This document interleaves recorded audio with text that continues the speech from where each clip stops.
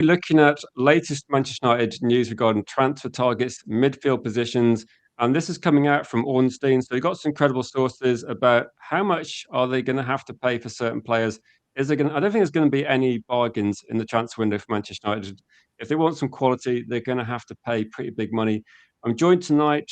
It's the first time we've spoken for quite a long time, but be up to Dylan. Great to get Dylan back on the show. And we were just talking before we started live as well. And Dylan was like talking about some of the targets we're linked to, some of the targets we could go for. I think a lot of us are looking at probably looking at the shortlist and thinking there's really good names on there, but you've got to get these players, you've got to get these deals done. And as Cody says, welcome to the Anderson Show. It's going to be the transfer that Man United need to get over the line.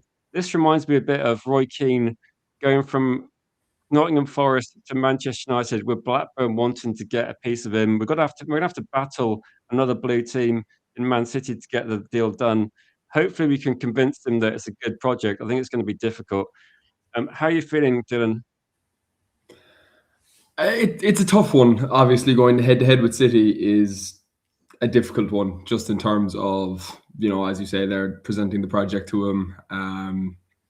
Finances obviously is going to be a big thing, because from what we're seeing, it's going to be a very big price tag for Anderson. But as you said, he's quality, and you have to pay for quality, especially when he's Premier League proven. He's been in the Premier League now 2 years, and obviously with Newcastle before that. So it'll be an interesting battle.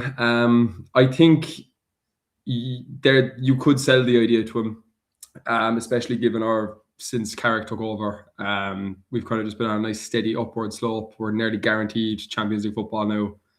And I think with that, it'll be a massive negotiation chip with whoever we do decide to go in for. But yeah, if he is target number one, then you do have to go get the deal done probably fairly quickly as well. And I was going to say there's a lot of factors in play with this one. Is there any chance, like with Manchester United, right? If we can get Anderson, Anderson's a first team player in all the big games, and he's going to be a massive boost to the club. And I'm just looking at Man City thinking, Man City still have question marks, I suppose, over some of their players. I'm guessing that he would still be the first team player at Manchester City. And is this going to be one of those cases where, is it going to be, this is kind of my guess as well, that when I look at Manchester City, they do spend big money, but they don't tend to spend like astronomical money. Like when we look at Declan Rice's transfer fee, Isak, Verts, and some like Caicedo, we've seen big deals like 60, 70 million. And thinking if the price spirals out of control, Man United have got a track record for sometimes going a bit crazy, although not so much recently. And with this one, Forest want to break the Premier League transfer record, apparently, according to Ornstein. Again, clubs have to be prepared to pay that sort of money, and it is clearly they want the best possible price. But I think to go past Caicedo is, and actually, if you're looking at Coutinho, this is the enormous money. So, do you think that this price could spiral out of control? Because when I was looking at it, and if you look at these targets, there is quite a lot of midfielders to choose from. And I've said myself that I think Anderson is the best one, but you've got Tonali, who's top quality as well. Wharton is a very good player. I mean, Belieber's possibly getting cheaper based on what we're seeing, but it's not like we've got one player, and if we don't get him, there's no option. So do you think the price could go absolutely crazy? I think a big factor of it is when a team is actually going to approach him. I think, if you went into him now straight away the week after the season finishes, or the week the transfer window opens, I think regardless you're going to be looking at 100 million plus for him. But if you offered Forest 100 million in that week, I think you'd have a lot better chance of getting him for around that region, because if he goes to the World Cup and he ends up having a very good World Cup, that could put another 50 million on his price tag, and that probably just prices us out of it. Obviously we're still not in the strongest position financially from all accounts, so yeah, you have to pay for quality, but we can't go mental with it. Like if it starts going up to 110, 120, the same way Brighton were with Baleba last year, I can definitely see us walking away from it. And as you said, there is a really good shortlist of good young Premier League proven midfielders here. So if we have to walk away with it, I wouldn't go mental spending the money on him.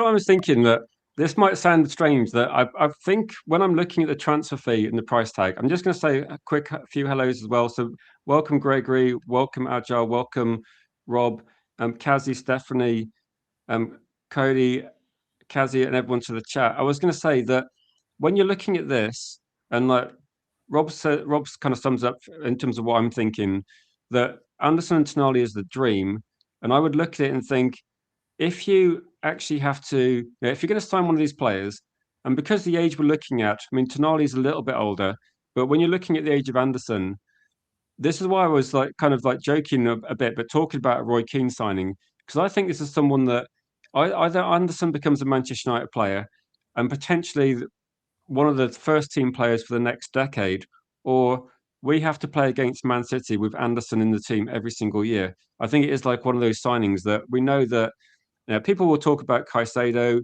Chelsea haven't really built around him. He's very good, but they haven't really built around him. Declan Rice, I think, was a top quality player we missed out on, and Arsenal have improved a lot. Although again, I think they need a bit more quality around him sometimes up front. And with Anderson, I think if you start looking at how much the price costs, it feels a bit like you have to get Anderson because and I would probably pay an extra 20 million because you're getting a player that's a few years younger than say someone in the mid 20s. Because if you're looking at other signings like Belieber, for example, if he was hitting the levels that Anderson was, I would say again spend big on him because you could keep him for 10 years plus. And I think that's why Man United are looking at, when we spend big money in the past, sometimes it comes with a little bit of uncertainty about how the player's going to adapt to the Premier League. If you look at Sancho and you look at say Anthony, for example, that wasn't far off 100. They're like 80 million signings, and that was a big gamble. Whereas Anderson, he's gone to. I mean, it feels like I'm doing a party political broadcast on behalf of Anderson. But when I look at Anderson, he got unlucky at Newcastle, and actually Newcastle had to sell him because they got no money. They had to sell him to try and buy somebody in. He's gone to Nottingham Forest. Nottingham Forest have actually been pretty poor this season, but he's been exceptional. His stats are phenomenal. He wins the ball back so much. He protects the back four so well. And you look at teams that have struggled. Brighton have struggled a bit, and Believers kind of dropped off a lot. And I look at other teams around the bottom. Nottingham Forest have struggled, but they've got some outstanding players, and he's one of them. I think Murillo, their centre back, is top quality as well. And I would be looking at it thinking, of course, Nottingham Forest want big money because if Nottingham Forest didn't have Anderson, I think they might be relegated. He's been a difference maker, and if they lose Anderson and they stay in the Premier League, I think they need to buy two or three players to make sure the squad's got a chance next season. Yeah, it's just we're stuck in a bit of a catch-22 with the midfield because we do probably need three of them. Like I think we'll definitely sign two midfielders, but I think we need three. Especially Casemiro's leaving, Ugarte is more than likely leaving. It just leaves you with Kobbie Mainoo. Kobbie Mainoo's injury record, unfortunately, isn't the greatest. You're looking at a massive midfield overhaul. Now, if you're able to generate some funds, we're getting 40 million for Highland. We'll probably get 30 million for Rashford. And then, the other few outgoings, people like Malacia be in there, Ugarte, as we said. Probably get actually okay money for Ugarte. I mean, not crazy money, but enough to make a contribution towards signing, say, a cheaper midfielder. Yeah. I think you probably you'll get your book value for him. I think anyway. I still think you get 35 million for him. Because he has time on his side. Like it's just he just can't do it in England, obviously. But if you can go and try and get, I'm not going to say bargain deals, but deals kind of below the 50 million range for two midfielders, then go hell for leather and get Anderson. But if he's going to be our whole budget, I think it does solve the midfield problem we have, and it probably will solve it for a long time. But we are in need of a lot of players in a lot of positions. So I think with that in mind, will we actually go for the 120, 130 million that they're going to be asking for him? I know. I start thinking the same thing. Every time we're linked to an expensive player, I start thinking, right, how is this going to affect the midfield budget? Because it feels like like the midfield kind of needs to be sorted out like last season and 2 seasons ago, probably. Gregory says he would much rather have, say, Angela Stiller plus a João Gomez than a Belieber in terms of and I suppose if you look at it, if I made this point earlier today saying that the amount of money that Brighton want is really the stumbling block of why Manchester United don't have Belieber in their team already, that they would have got a deal done last season if the price had been reasonable. And now we're at a situation where most of us are looking at it thinking, actually, there's just as good options there. So I thought with like with Belieber, when you're looking at this, I've got the 4 people up there, but I don't think there's any chance. Actually, like, there's no way Man United can get 3 of these. It would be surprising. Can you imagine if Manchester United got 2 of these players? I would be amazed. And last season, my prediction was actually we were going to sign 3 attacking players for roughly like 60, 70 million each. And that was kind of my guess because of all the news. Looking at the amount of money we want to spend on potentially getting a left winger, potentially getting some centre back cover or left sided defender as well. I just don't think there's the budget to spend on this many midfielders. And that's why I think when you look at Gregory's comment, do you start looking at them? I think sometimes people think that I don't mean cheap or budget options. I mean, realistically, Angela Stiller, a Gume, you look at Boadi, these are players that would be cheaper. Hayden Hackney is a good player that's going to be significantly cheaper. João Gomez is a decent player. I mean, actually, maybe Wolves have looked better recently. And I know that someone messaged me recently and said that they think that Believers there's some underlying knee injury that's been hampering him. But to be honest, that's just another red flag. That's not me. I'm not thinking that's fine then, because I'm just thinking, okay, if he's been carrying injury all season, that's also not great.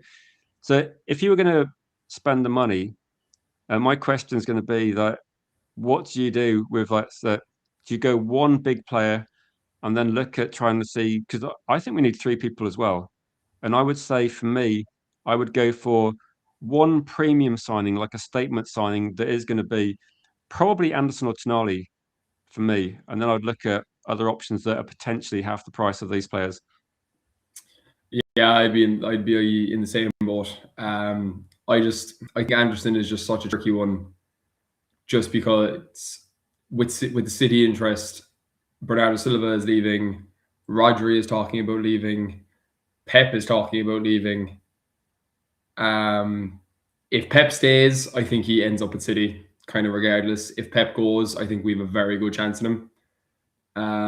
But to go back to it, I think Tonali is nearly nailed on. I don't know why. I don't know what gives me that feeling, but I think that we will end up with Tonali next season.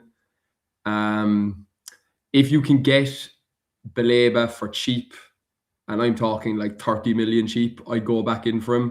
If it's anything more than that, I'd stay away from him because obviously, regardless of the injury news, we turned his head and he looked like he just pretty much gave up on Brighton because he wanted to come to United. What happens when he comes to United and Real Madrid or Barcelona come knocking on the door? Is he just going to down tools again? It's just something we don't need. We've had it too much in the past. I'd stay away from him. Players like João Gomez, I think he'd be a great signing. Obviously, Wolves are as good as relegated. You'd get him quite cheap. I think he'd be someone you could get around the 20, 25 million range. I think he'd be an asset. Yeah, I think Tonali, one of those 2, that probably will be our midfield business done for the summer, even though I think we should be going for a third one. Because I do think our left side is a massive problem. I think we need a left winger. I think we need a left back.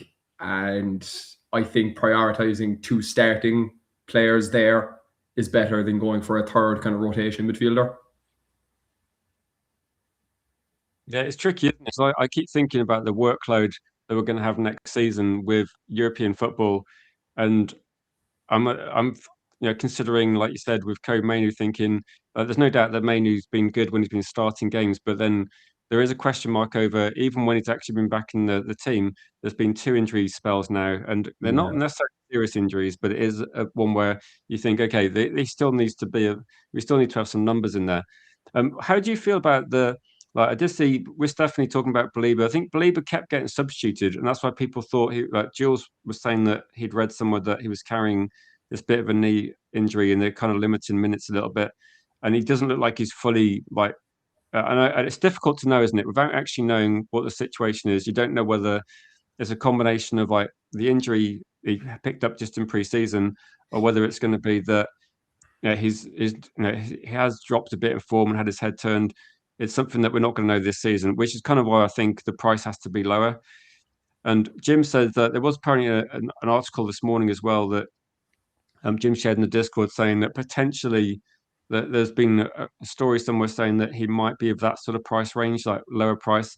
And I was thinking that believe it, if he's that price, it becomes interesting because if he becomes the same price as Anderson or Tonali, I don't think because it doesn't make sense for me.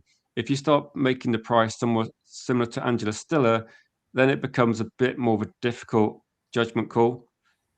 But it's clear. I think we're both agreeing that the midfield is clearly the priority.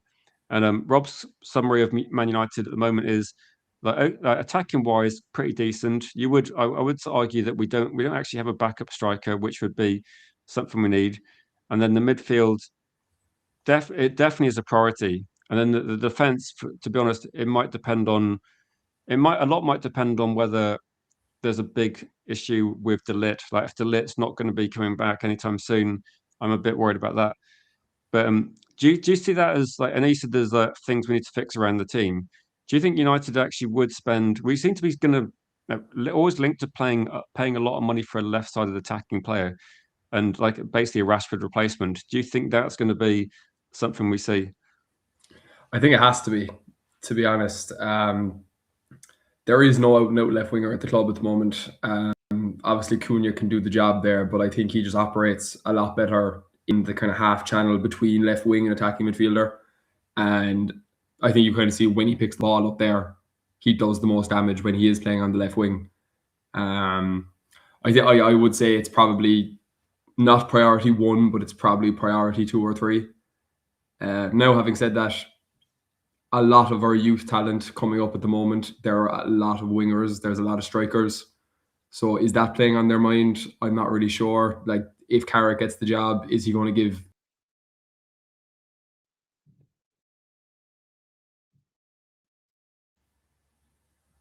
Oh, sorry, my bad, man. Is he going to give JJ Gabriel? Is he going to get some minutes? Is Shea Lacey going to come back in and get some minutes?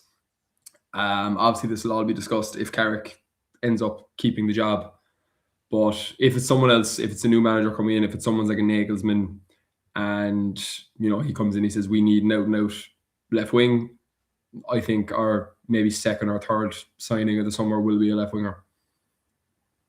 So I was thinking when they were talking in January of saying Semenyo is a genuine top target, that regardless of whether we got Semenyo or not, that just put in my mind that Man United are thinking that sort of price point. They're talking about Cunha and Buemo type money. We're not talking about a Dorgu signing that's going to be maybe 25, 30 million. We're looking at spending what we would be spending on an expensive signing like 60, 70 million plus for an attacking player. And I was thinking, okay, it makes sense that we have lost certain profiles at the club. One thing I did read earlier today, and this is Newcastle United, and we're looking at, so there's been a lot of stories talking about Gordon. Sometimes Gordon's linked to Manchester United. I think also Gordon's been linked to potentially I think he wants to move to Liverpool. I don't think Liverpool are keen. There may be other clubs interested around Europe. But what it seems to be that from Newcastle's point of view, this is one where I think a lot of stories might be agent driven at the moment. That it seems that Newcastle have to sell one big name. And the most likely is probably Tonali. And I think because of that, Gordon's agent is like trying to see it. Because if Gordon gets sold first, then maybe they keep Tonali and vice versa. Tonali's under contract for a while. If Tonali goes, I don't think they want to sell Gordon. I think Newcastle will be in a very different situation. Apparently, this is according to a few journalists today. A very different situation financially if one big name goes, and I'm guessing though that maybe some of these players see Newcastle as a club that's just going to be they're just not going to be progressing. It's just going to be selling and buying, and maybe not able to kind of keep the best players and build on that. So, do you think with this one that I think Tonali is going to be pushing to try and leave early? They're going to cost a lot of money. Do you have any interest in Gordon at all as a potential signing? Because he was linked, or because I know you kind of got a gut feeling Tonali's going. I don't. All I'm saying is it was implied that Newcastle will not want both players to go, but if one goes, then Newcastle are going to start rebuilding around that player.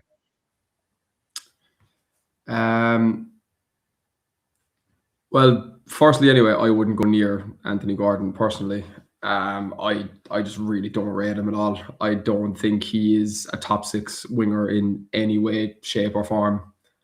And I think if you asked any Newcastle fan who they would rather keep, they'd probably say Tonali.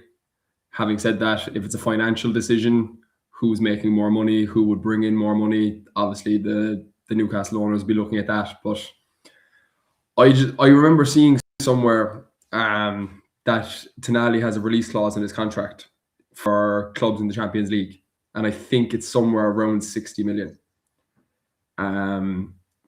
So that's why I just think that obviously Newcastle, they probably aren't going to get European football, let alone Champions League. And a player of Tonali's quality, he is just too good to not be playing European football. So I just think if we came in with whatever the release clause is, if it is true, then I think he'll be our player within the space of a couple of days when you start contacting them. But again, you just have to look at it from a Newcastle point of view. Who would you rather keep? Who's worth building a team around if you can sort out your finances? Because obviously Newcastle are a very wealthy club. If they do sort out the FFP regulations and they can start spending, they'd probably want to keep Tonali. But I think the sale of Tonali is a lot easier. It must bring in more money than Gordon. I was thinking regarding this that if you consider that Newcastle let Anderson go not that long ago, and Tonali goes, obviously they're still lucky they've got Bruno Guimaraes, who's like probably the most important player, and a lot of fans say that he would be the one they would struggle to replace because he's the most consistent and is the kind of the leader of their team. But if Tonali went, he'd obviously bring in like huge money for them. I'm of the same. I don't really look at Gordon and think, right, we definitely need to get him. And if Man United are playing against Newcastle, you always look at their midfield, don't you? And you look at the people who got in midfield as being right, they're going to control the game and cause problems. I think Gordon's one of these players that I saw a story a while ago, and I think it might have been when the Newcastle were playing this. Who were they playing? They played a team in the Champions League that they absolutely destroyed. It might have been Karabag. I can't remember who it was now. And Anthony Gordon got about 4 goals or something. And I was thinking, he'll do that in that game. And I was thinking, there's probably going to be links now. But I don't think it's worth the money. I think they overpaid for him from Everton. And I don't think the output's there. I think it's one of these players that he always looks dangerous. And then you look. Then as the game goes by, you think he's just not really done enough. And I don't think it's an upgrade from what we got. I think we'd be disappointed if we bought Gordon. Yeah, I'd agree. I don't think he's going to make the step up to, let's say, kind of the best of the rest. That the kind of tier that Newcastle would be in. You have like your Newcastles, your Evertons, Brentford, kind of around that tier of club. I don't see him not only maintaining what he's doing now. I don't see him getting better just from moving to a better team. I just think he'd look lost, to be honest. And I think now obviously he is, I think, did he have 10 goals in the Champions League this season? Or something along those lines, but as you said, he got about 4 of them in one game. And I can't remember. It's probably going to look quite good on paper, and then in reality, yeah, when you actually have to where he's scoring these goals, it's a lot different to 10 goals in 10 Champions League games. I'm sure there was 5 or 6 penalties in those 10 goals as well. But yeah, like his output is shocking, is a good way to describe it. Like he went almost a year without scoring a goal in the league. Like, and if that happens at Man United, the whole world is going to know about it. So it can't happen.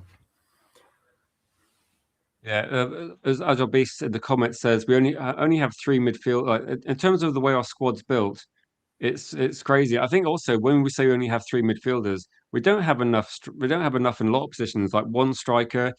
I've said this a few times. One credible goalkeeper. It's like the situation where, considering Manchester United and the turnover where it's been in world football for the last 10 years, how have we actually had a season where one season we didn't have a left back, and then we have a situation where we've literally run out of centre backs, and actually we played a game in the week where we actually ran out of midfielders. And at one point we had Ugarte playing as centre back, and like we had Casemiro a year ago playing as centre back. It's a bit embarrassing, I think. And I know they're trying to do things on the cheap, but it becomes a bit where you think you're actually starting to hurt the prospects of the team. Like it's this false economy. I was looking at the game against Leeds, thinking we played badly, but one of the factors is that we just don't have loads of options. And you're thinking, can you imagine, like, no, like Manu, if Manu's injured, and I made this comment to someone said, can you imagine if you woke up and they said, bad news, Lamans has got a knock, we're going to have Binder in goal for the rest of the season. I would honestly be thinking, this is ridiculous. Like, you knew what was going to, you knew the risk that could happen. Yeah. Just say a couple of shout outs to Bilal. Good to see you, Bilal, and Matty. Good to see you guys. And as always, like, please get your comments and questions in regarding anything Manchester United. So I'll go through some of the questions people have got as well. How are you feeling going into the transfer window? Do you also, this is a good point that Rob's got, that Newcastle United, the richest club in world football in terms of owners, and Blackburn Rovers were allowed to do it. Chelsea were allowed to do it. Manchester City were allowed to do it. Newcastle have even wealthier owners. They're not allowed to do it. I mean, we're kind of lucky that they're not allowed to spend, but it just seems to be that the Premier League rules are very bizarre. If I was a Newcastle fan, I'd be annoyed. As a Manchester United fan, I'm somewhat relieved.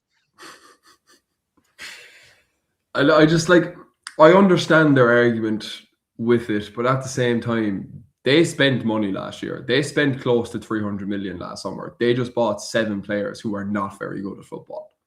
And it just really annoys me that every time that Newcastle lose or draw or something goes against them, their manager is out to the media saying, we can't do this, we can't compete because FFP is doing this. And they just use it as an excuse all the time. When you signed Anthony Elanga for 50 million, you signed Wisa from Brighton or from Brentford for, was it close to 50 or 60 million? You signed a striker from Germany for 70 million, and you don't even play him striker. You play him in midfield and you're trying to make him the next Joelinton. That's not on FFP.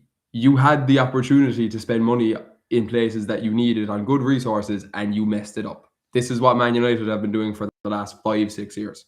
I know. I was thinking that a bit of I don't think it would necessarily be really bad next season again for Liverpool, but Liverpool seem to do the thing that Manchester United have done in the past, where they bought players and they spent massive money and they haven't really done as well as they're expecting for different reasons.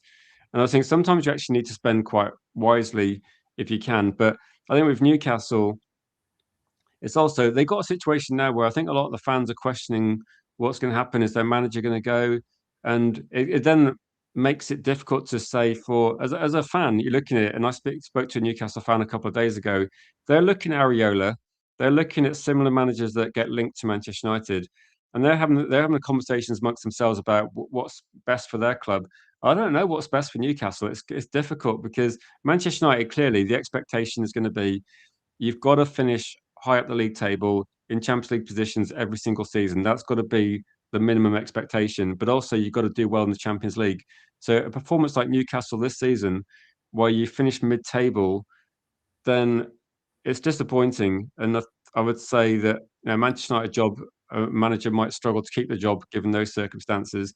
And I don't know whether if I was Areola, would there be more? There probably might be insane pressure at Man United. I might be looking at Newcastle as a better move initially because I think the expectations might be a bit lower after this bad season.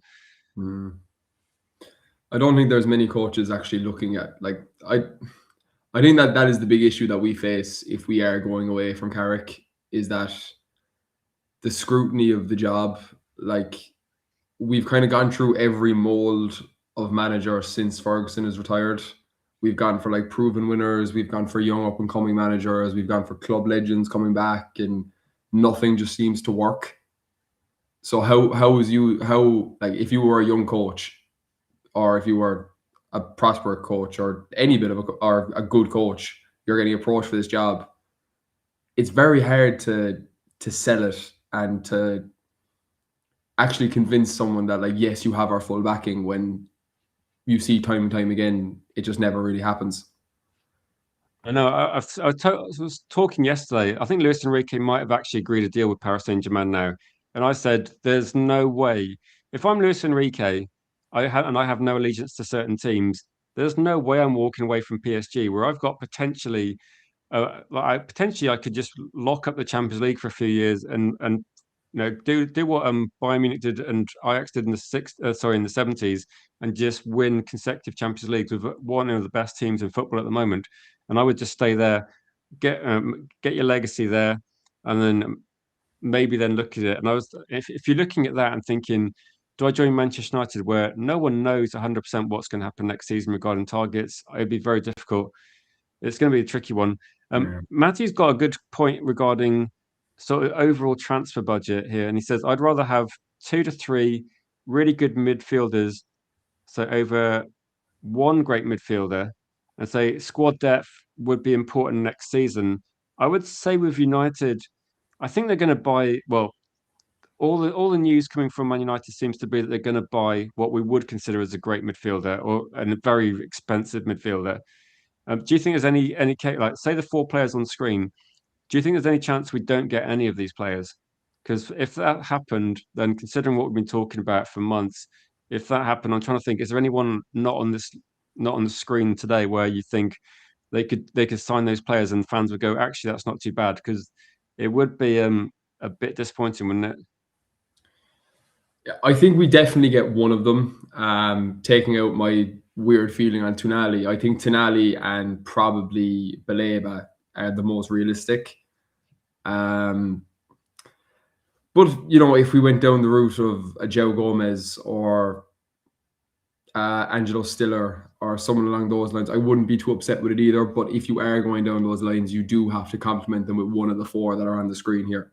I think if we went into a transfer window, or if we go into the summer now, and our only 2 midfield signings are, for example, Stiller and Joe Gomez, I think the fan base will feel very let down because we've just had a very good finish to what has been a very rough 2 years. We've had a good 6 month spell. We've got back into the Champions League.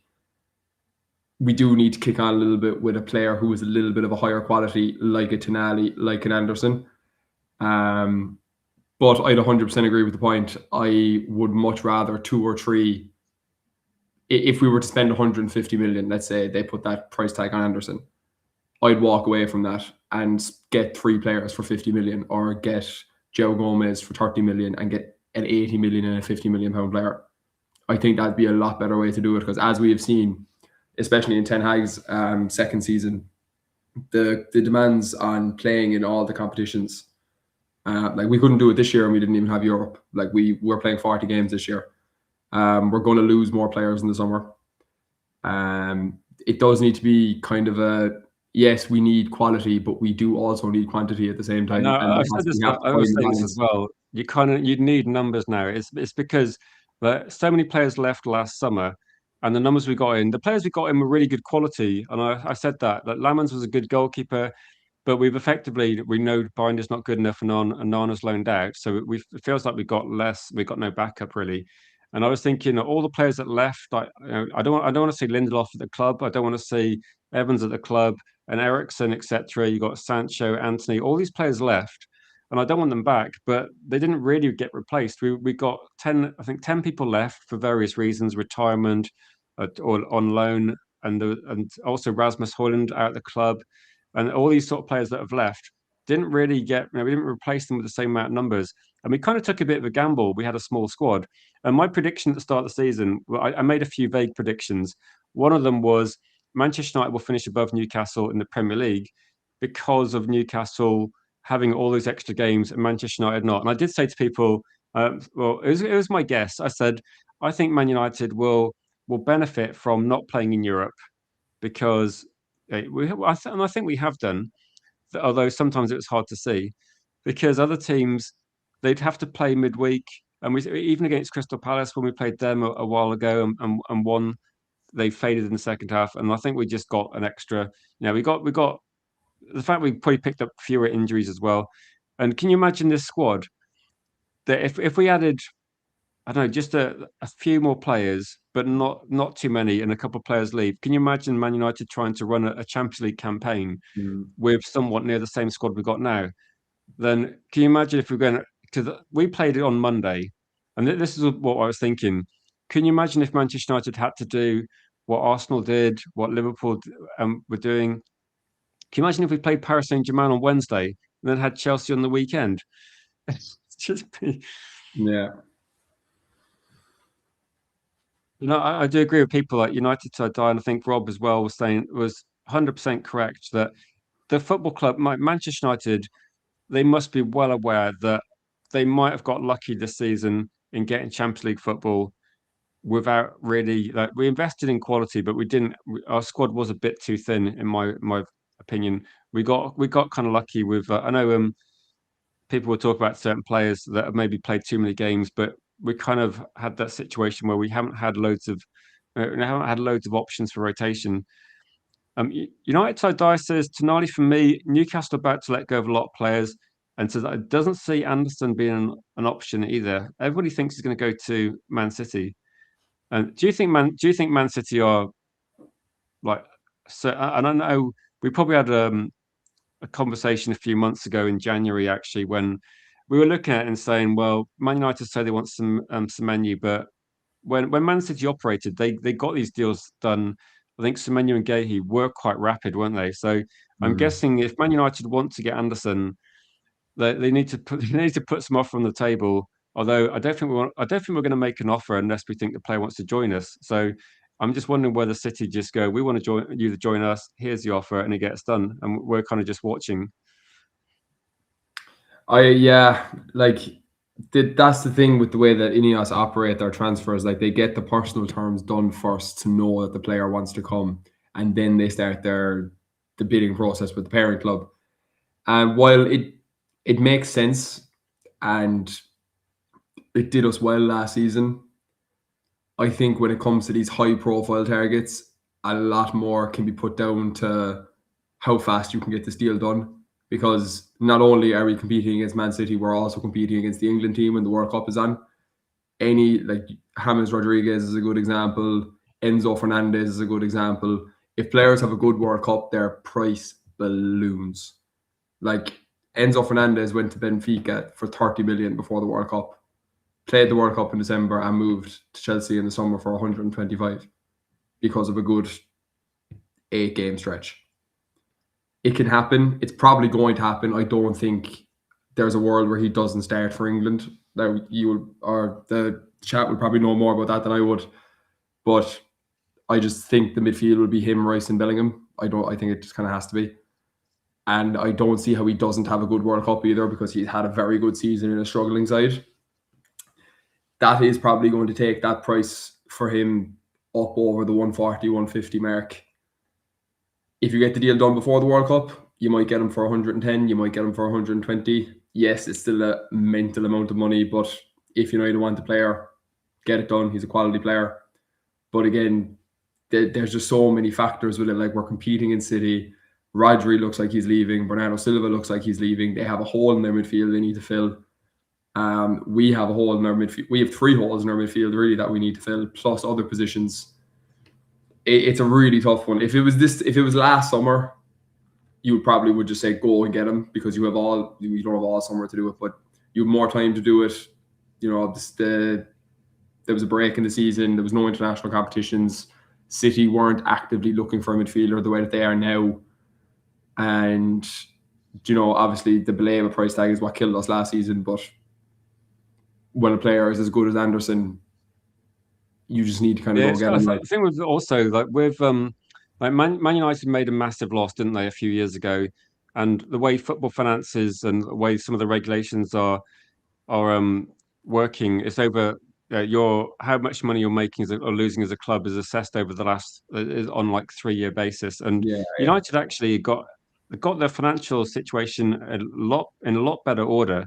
And you look at it and say that they actually made a small profit, but that's much better than making a significant loss. The wage bills kind of being slashed by half. We're going to have massive contracts off the books. It feels a bit like Man United are are kind of ready to do like a big spend, and they should be capable financially of. Now, with the Champions League, which we should be getting that, the difference between finishing 15th and finishing third is probably 100 million in Champions League money. It is actually insane now. So my opinion, which I've been saying recently, was Manchester United, we need to spend big, because I think that, and I said this on a different channel as well. I think if we spend big now, we'll save money in the future. Because if you try and cheap it out, if you try and like not spend what's required, and you miss out on Champions League football, that's like literally throwing like 60, 70 million pounds away. And you need to be like, when I'm looking at the league table and thinking, what if a team like Chelsea misses out, and they're kind of very much geared towards playing the financial rules. Okay, they do break them as well, as we've seen recently, but they do try, and they need the Champions League money to keep going. And I was thinking that it's going to be whichever team falls out now, even though it goes down to like 5 places. I think it's going to change your budget, and it's almost like you have to. It's a bit like if you join up from the Championship, you have to gamble to make sure you stay in the Premier League because the rewards are so high. And Man United have got to a position where we might get Champions League football, and it looks like we're going to do that. And you'd say it's not because we spent massively in January to make sure we got it. We've kind of been lucky that other teams have been inconsistent, and now we've got to make sure that we never drop out of Champions League football. Because if we do, that it's not my opinion. It's literally players will look at Man United, look at Man City, look at Liverpool, and go, actually, we're going to play for the team that's in the Champions League. And can you imagine, like, we've been fans for ages. Can you imagine Man United used to get players signing for us because they knew they were going to win something, and that's what City do now. Like Mark Gahey's gone to Man City because he thinks they're going to win the league. Like if not this season, certainly next season. And that's what Semeny's thinking. He's thinking, right, I'll go to Man City, I'll win loads of titles. And Man United is probably thinking, oh, but we've got this rebuild plan, which it's not going to work. Like you have to invest. And I think United, we're in a better position than last season because we finished third. If we mess it up and don't go big, then we could just be mid-table again. Like the other teams will not be hanging around hoping Newcastle might get their act together and actually be able to spend some money. I saw some comment from United Till I Die. I have to be careful when I start talking about the club. I'm starting to get angry with our owners because I get the feeling that they've maybe had a bit of leeway from me because we were making a loss. And I'm looking at it now thinking, you've actually got some money now. But United Side Die's got a list of Buwadi, Baliba, and Tonali and Cameron. That's like 4 players you got there. So I guess with that one, Buwadi's going to be. I'm not sure how much it would cost now, but he is a very good player on the radar of a few teams. He would probably be still at least like 30 to 40 million euros. I'm guessing. Baliba, I think Baliba might be too much because I don't think Brighton are going to play ball. I don't know how much Cameron will be, but what you think in terms of like some of these options? That do you think Vavel's going to have a bit of say regarding potentially Bundesliga signings or other signings across Europe that might be a bit cheaper?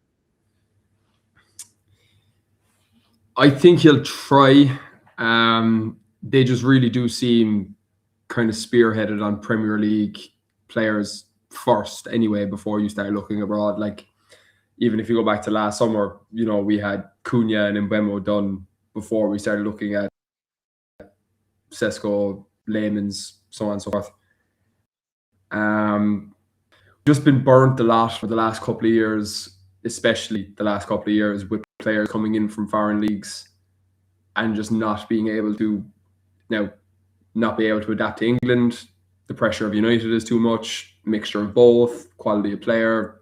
There's a number of things obviously that factors into it. But I think when you eliminate the kind of settling in factor of it, it just kind of puts a lot of ease on a transfer. Like someone like Anderson, someone like Tonali, they come in and straight away, okay, they don't need 4 or 5 games to get up at the pace of the league. They don't need 4 or 5 games to realize the physicality of it. They've been doing it for the last few years. It's there, you're just slotting them in. Now, there's good and bad with it. You're paying a lot more money probably for this Premier League proven quality, and you might be missing out on a bit of a gem of a deal from another league, someone like Layman's.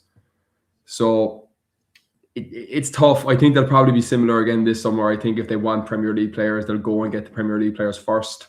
And then I'd probably think around August is when we'll kind of start seeing a lot more links from abroad. And just given from what I've seen so far, a lot of it is just Premier League players, like even A for lot of people look at that, don't they? And a lot of people were saying to me, saying that when you're talking about players, like one thing I was going to say about Anderson is if he's one of the transfers that gets done sooner rather than later, sometimes the first couple of deals in the transfer window kind of set the prices. If you remember, like last season when we saw, I think it's like Gittins went for big money. We locked up. I think we got Cunha quite early on because he had the release clause. Then we also looked at getting Embuemo done, and we kind of got started getting agreement done fairly early, but it took a while. And what we saw in the meantime, like Alanga went for 60 million, and then we saw Gittins go for 60 million, and prices seemed to be going up. In the end, I think Worcester went for a lot of money, and the prices were going higher and higher.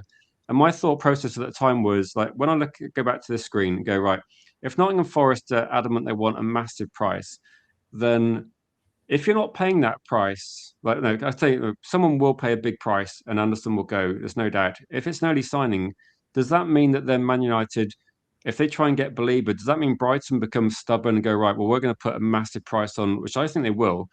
And I think, will Newcastle also go, okay, well, Tonali's as good as Anderson. I can just imagine now that I read a story probably last summer, and the story was pretty much that what was it? It might have been Brentford say, look, if this player's worth this much, then Mbuemo's worth this much. And I was thinking, if Anderson goes for, I don't know how much it's going to be, like 100 or maybe more, are we going to see Brighton Newcastle say, well, our midfield player is just as good as him, or it's a similar price range, and it pushes the price up? Because I think that could happen. I think yes, it will happen. I think the best example for it would probably be Adam Wharton. I think Palace will be looking at him now. I think him and Anderson are kind of held in the same regard, similar enough age bracket. You're looking at it if Anderson goes early in the window for 120 million, let's say. Um, Palace will be looking at Belair Wharton and saying, well, he's probably worth 100 then if Anderson is 120. But then like the likes of Baleba, I think Brighton have lost their bargaining chip there. I think they should have got the deal done last summer. It's very hard to, if Brighton want to come and say, well, if Anderson is worth this, then Baleba is worth this. But Baleba isn't on Anderson's level anymore. And you're now fighting with potential rather than what he's after showing. And it's a lot harder, I think, to try and sell that idea of, yes, he's had a bad season, but the season before that he was very good, and that's the player you're buying. It's kind of gone now. I think Brighton have lost a lot of their footing in terms of negotiation with Baleba. Tonali is kind of I don't really know. I think Newcastle will put a very high price on him anyway. If it is true that he has a release clause, it won't matter. But I think he'll probably try and push a move more than anything, and I think that will kind of hamper Newcastle's leg to stand on as well. But in terms of like the actual transfer market itself, an early deal like that, yeah, it could kind of set off a chain reaction to adding 20 or 30 million to nearly everyone's price tag at the end of it. Yeah, United side die says that actually there's a big question by Gregor, which I'll just read out. It says, when we discuss Bundesliga players, I think he says he then starts thinking about Jadon Sancho and say performance, behavior, etc. Do you question like Bundesliga players? Because when I think, okay, Jadon Sancho was a definite, but he's one player, and I'm trying to think like we know that there's other examples where like Wirtz has come into the Premier League. It's taken a bit of time, but at least he obviously puts more effort than Sancho did. And I think you got Kevin De Bruyne, who was Premier League player briefly, then made his name in the Bundesliga, then came into the Premier League and was obviously a good player. Does it put you off? Or also, as a second part to that question, is the fact that Vavell was one of the people that was apparently, well, I think people think he was one of the people that said, right, we're going to go for Lamans rather than a Premier League goalkeeper. and he does have these contacts he does have a good understanding, and he kind of got the Sesko deal done as well, really, compared with us going from maybe an Ollie Watkins deal. So do you think that, do you worry about Bundesliga players or players in different leagues, or do you think like you'd probably say like if the Vel rates him, does that make you feel a bit more confident? And we'll probably talk about Angela Stiller, I think, when we're talking about this sort of situation. I always have a question mark with Bundesliga players. I think you can go through a lot of teams that have signed a lot of players from Germany, and a lot of them just haven't worked out. Like just off the top of my head, Timo Werner, Kai Havertz. I think Marmoush, he had a hot 4 or 5 games when he signed for City. He's been very poor since. I think there's a lot of argument there that the transition from Germany to England is just a bit much. I think the styles of play are just very, very different, and it takes a long time for players to adjust to it. I think Sancho is a great example. You go to Germany and he has a lot more time on the ball. He can get at players a lot more, and he looks a lot better. I think that's why he's doing very well with Villa now in Europa League as well. I like. Also, do you remember with Sancho? He was effectively passing it to Holland. That was his job. And Yeah. like when you've got Haaland, who's phenomenal, like phenomenal, I was just thinking, no, I know he put up good numbers in the Bundesliga, and that's why when we're talking about, say, for example, Diamonde, he's having a breakout season at Leipzig.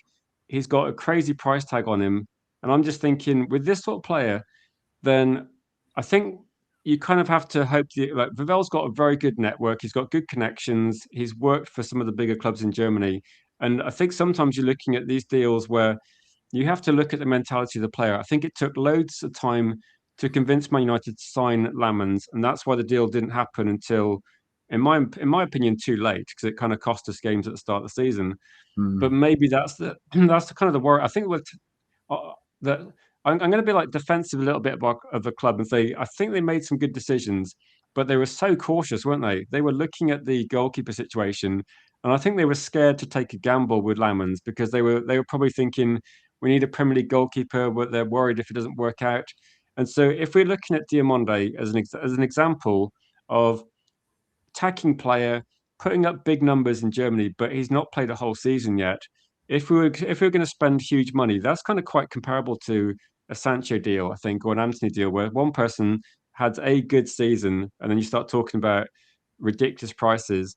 And I think, but if you got more inside information, and that's kind of where Vavel's important, that he's kind of built up his reputation. Where, in my view, he's made good decisions. So I'm kind of, until he makes a bad decision, I would say, well, maybe we'll give him Angela Stiller, see how it works out. If that works out, then we'll go, okay, Ravel, you can make another choice now. Because I think that at the moment, if you look at our transfer targets, it's almost like they're too scared to not go for a Premier League player, which it could be a good thing in the short term, but in the long term, it's going to be it's going to be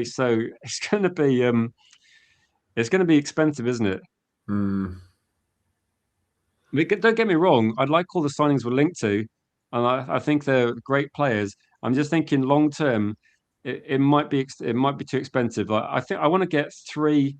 I want to get three midfielders, but I'm not going to sit here and say, oh, I'd like to get Anderson, Tonali, and maybe Wharton. That's never going to happen. I'd be happy with honestly, if we got Anderson or Tonali, I would then go right. I'm absolutely fine with the other players, and when people mention say Stiller or trying to think who the other ones that were mentioned recently were Gomez, Boadi, Hackney. I'd be like, yeah, two of those would be fine.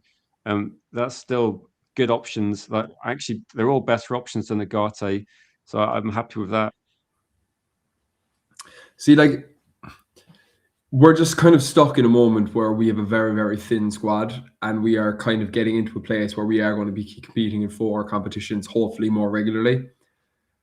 I'm okay with not spending the 100 odd million on one player for the moment. I think a better kind of strategy to go for would be getting your players, like let's say you spend 65, 70 million on Tonali, and then you might spend 70 million on 2 players with him. Then you might get a left back. I think you could go get Juve from West Ham. I think you could get him very cheap. probably starts out left back for a long time, and then maybe put a bit of money into left wing. Then we build kind of a consistent, maybe starting 6, starting 7 lads who are kind of always playing, and a bit of rotation around them. Then when we build our consistency, we're looking, right, we are probably the 4th best team in the league, let's say, for argument's sake. I think that's when you go out and you spend your 120 million on the one player who's going to take you from a Champions League qualifier to a Champions League contender. If you get me, like, I don't think like it's worth it, but I think it's a lot riskier doing it now because there isn't the guarantee that we'll be in Europe next season, so on and so forth, or the season after next, excuse me. But once you establish that base that we are consistently qualifying, we're consistently top 4, I think that's when you go out and you're like, right, let's go get, who will it be in a couple of years? Maybe Elliot Anderson. Let's go out and get a do-away from PSG. Let's go get. Do you think that also like Man United might do a transfer window like Liverpool? And I don't mean like the exact same players or the sort of prices, but what they might do is the players they're buying will be quite expensive because you're looking at Liverpool have just won the league. They're looking at depth, aren't they? They're looking at let's get a striker in. They got Ekitike, they got Isak. On the face of it, they really invested in their team, and they got Verts. They already had good midfielders that are playing well, and they spent big money. But Manchester United have got literally too many problems to sort out in one transfer window. So that's why people are looking at it thinking, if if you're going to spend 100+ million, and I did see a question for actually someone put a question in or a statement. United side I said, I'm fine with going for Anderson, but not for like 100+ million. Good player, but it is a lot of money. And I don't know Man United's budget. I mean, none of us know the budget, and hopefully, maybe it's more than we think it is. But a lot of us are thinking, well, if Man United spend 100 million on one player, and to be honest, like we spent loads of money on Pogba years ago. I can't remember who we bought at the same time, but I think most of us think that if we spend over 100 million, it's going to really limit what we can do with the rest of the window, which I think is fair. It's a fair assessment at the moment. If Man United said, right, we're going to spend 120 on Anderson, my first question would be, what's left? Is there any money left? Does that mean we're not getting a left winger? Are we just going to get? Surely we have to get 2 midfielders. That would be crazy. Yeah, see, like that's just like there. It's just a really tricky time to be scouting at United because you do have to get the mix of we need the quality to take us into that consistent level of being a top 4 team, but we also need about 4 of those players in each position. So you have to balance it between paying for it and having enough to pay for the rest. Yeah, Alja Beast says 100 million on Anderson is too much, and so I don't want that pressure on him. Well, I think he's going to go for that sort of money, regardless, isn't he? So I don't know. Is it going to put pressure on him this day and age? I'm just thinking that is this going to be kind of like I don't think it's like market value, but you've got Declan Rice, Caicedo, Verts. It's almost like each club in the top 4 or 5 is going to have a 100 million pound midfielder. It's the same. I think that if he was the first 100 million pound midfielder, maybe, but I suppose at Manchester United, I'll say that if he costs 80 million at Manchester United or 60 million at Manchester United, there'll be scrutiny anyway. If he could go to Chelsea for 120 million, and there would be no one would talk about it. Mm-hmm. So it's probably the price it's probably the club rather than the price, I think. Yeah, massively. Like there was nothing said about Enzo Fernandez's price tag, and he has started justifying it about 2 months ago, and he's been with them for 3 years. It just if that was at Man United, that if Wirtz was playing with Man United, the narrative around him would be completely different, regardless of if we paid the same money for him or not. Do you see any? I can't remember if I've spoken to you about Boadi. That I definitely spoke about him. I'm trying to think when it was. It might have been around January when we were talking about potential players that at some point will move clubs and ones for the future. Do you ever see Man United going for this sort of signing? Because I think a lot of the times when I looked at it, I thought Euro is probably that in terms of you buy a player that's going to be quite highly regarded, young player, and could you see Manchester United being interested in like? I don't think he'd be. What's the best way of putting it? He's good enough to be a first team player at a lot of places, but if Manchester United signed Anderson, it might be a little bit of time to get up to speed with the league. Possibly, I mean, he's very young. He's got time on his hands. He's probably only 18 at the moment, anyway. But he's one of these players that people do kind of think is this. It seems like a Vivell signing where you're going right. Who's going to be the best player in 5 years' time? Can we get them now? And but then how much does it help your team in the next season? Is probably what I'm thinking. I think those type of transfers, especially for the next year or two, kind of have to be put on the back burner a little bit. Like you mentioned Lenny Yoro, who I still think was a great signing. It was a great pull. I remember talking to you before we made the signing, and he actually was one of my kind of fantasy signings that I really wanted to make that summer. I was delighted that we got him. But you know, he had a very good first season, I think. And I think this season he's kind of just hasn't been. He's been very inconsistent, but of course he is very young. You know, you have the likes of like Kone. They've kind of made that signing with him.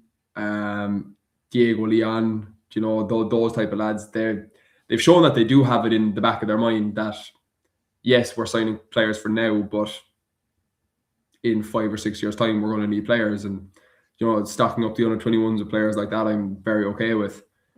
But if we signed, let's say, Tonali and Baleba, and we spent probably the bones of 110 million on the two of them, if you can go away and get Buadi for 20, 25 million, then yeah, maybe do it. But if it's going to be one of the cases where, okay, he's 18, he's 19, he's had a very good season in France, we want 70 million for him, not a chance. I know. I was thinking with this Not a one, it's chance. very much like if you signed, for example, like you're saying, if you sign like Anderson or Tonali, they're going to be in the first team every week, aren't they? Pretty much, they're Yeah. going to be playing every week, and then you'd imagine that, say, you sign Anderson, you're going to have Anderson presumably with Mainu, or possibly if we signed Anderson plus Belieber, depending on the price, or maybe Anderson plus Gomez.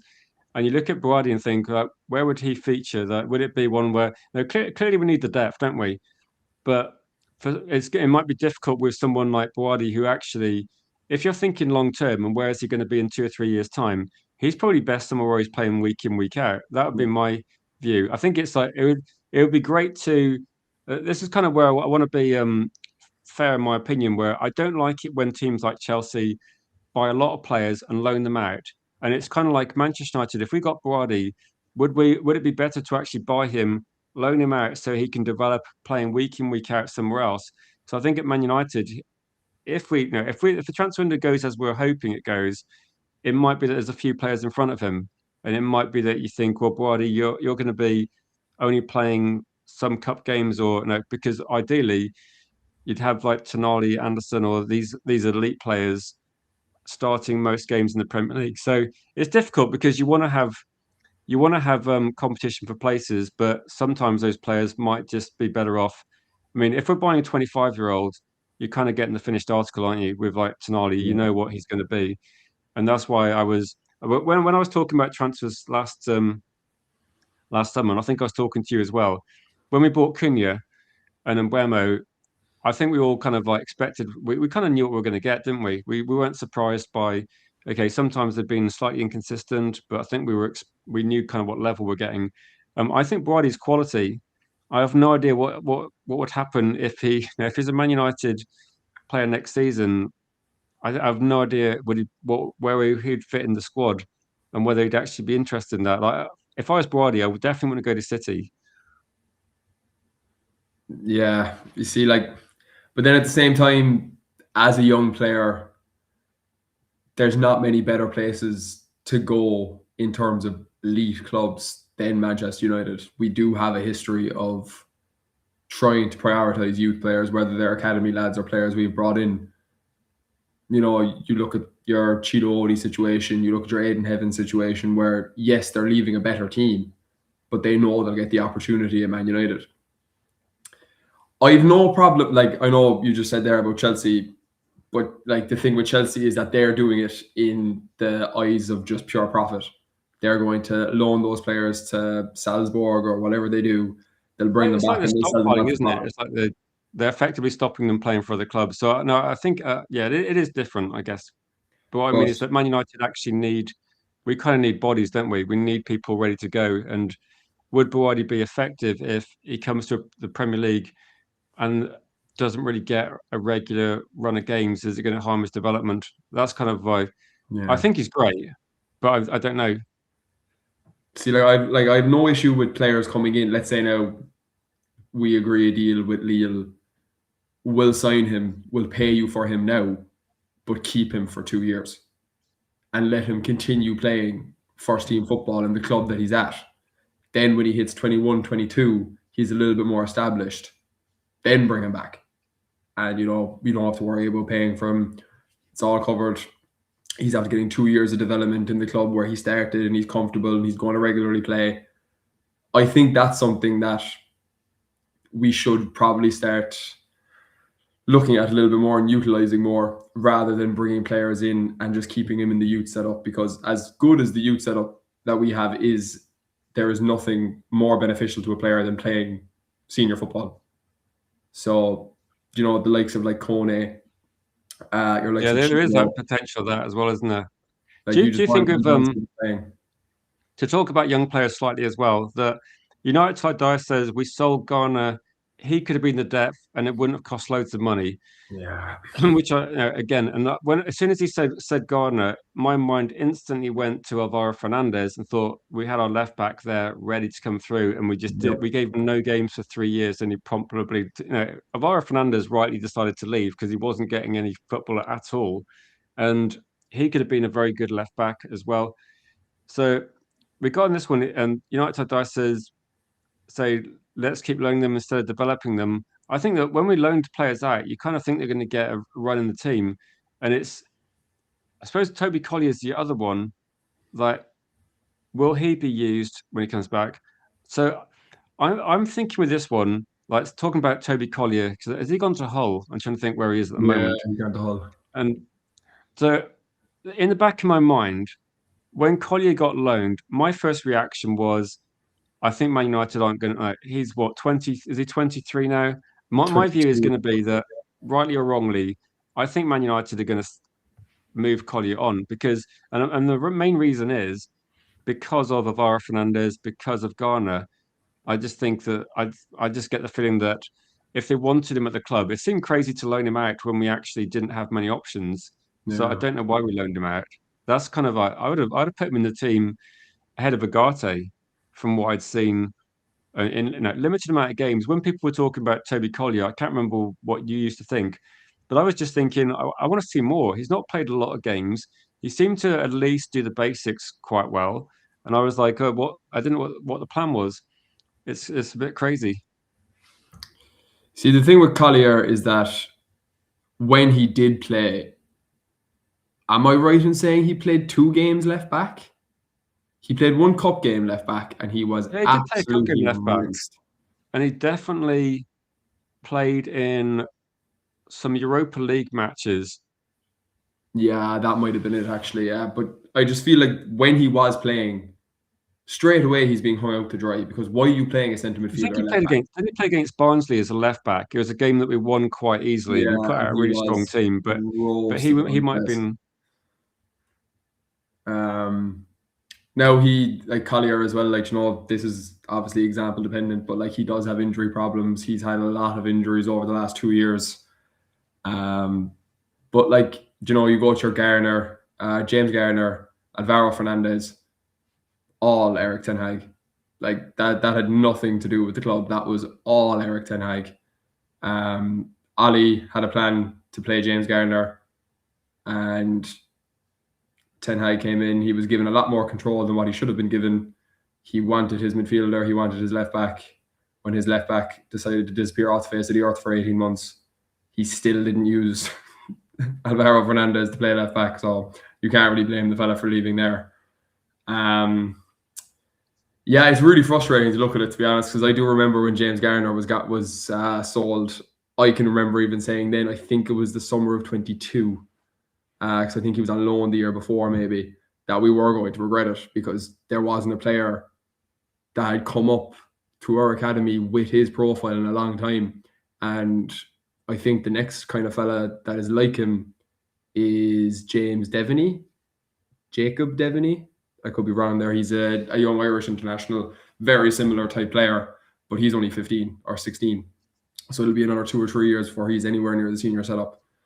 Um, I would I love to think see that's us why just build him a sometimes, little bit like what more. you're saying, I think that's why at the moment, regarding like the strategy in terms of the players they're signing, I think it's given less control to a head coach because if Manchester United buy Euro, they're not going to suddenly get rid of him because the next head coach coming in doesn't really rate him. Like Euro's part of the squad, Euro's part of the future as far as Man United are concerned, and Aiden Heaven as well.